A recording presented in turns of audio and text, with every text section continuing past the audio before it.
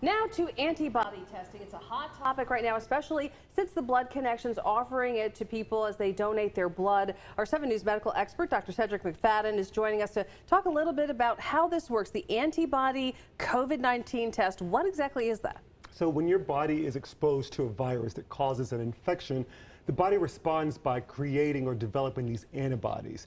These are just proteins that hang out in the plasma that then attach to the virus and cause it to basically become deactivated, prohibiting it from, coupling itself and infecting other parts of your body. The antibody test, also called the serologic test, works in a way by checking to see whether or not you have these antibodies in your blood. All right. It doesn't tell you if you have immunity, but it does check to see where these antibodies are present in the blood. And most of these tests simply just tell you whether you've been exposed to or not, as opposed to saying how much of those antibodies you have in the blood. Yeah, I was going to ask, does it tell you how much of an antibody situation you've developed? Can you tell how long you've had the antibodies? It doesn't give you that. It generally takes about 7 to 14 days to develop these antibodies. Okay. And that can depend on the time since exposure as well as your own immune system. So what that means is the lack of these antibodies doesn't mean you haven't been exposed to it. It may mean perhaps it hasn't been enough time to develop its presence in your body. How accurate are these tests? Big question, big question. Yeah. And that's the big concern also, because we like reliable tests. There are over 120 of these tests, and the FDA has released the marketing authorization that's normally required for some of these testing. There are 3 of those tests that have actually submitted for extra FDA approval. But what we find is that most of them are not terribly reliable, which means we really shouldn't be making plans based on the results. So just having a positive test doesn't mean you can go out and then kind of give up on all restrictions that you may have had before. And what about immunity? Does it mean if you have the antibody test come back that yes, you have the antibodies, are you immune? We don't know that. Yeah. And the test doesn't test for immunity. There's no test that we have yet that can say whether or not you are immune. But like most viruses, we suspect that there's some immunity conferred by having an infection.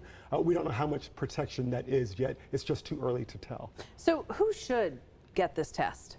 So if you have certainly symptoms of COVID-19, this is not the test for you. You need a regular diagnostic nasal swab test.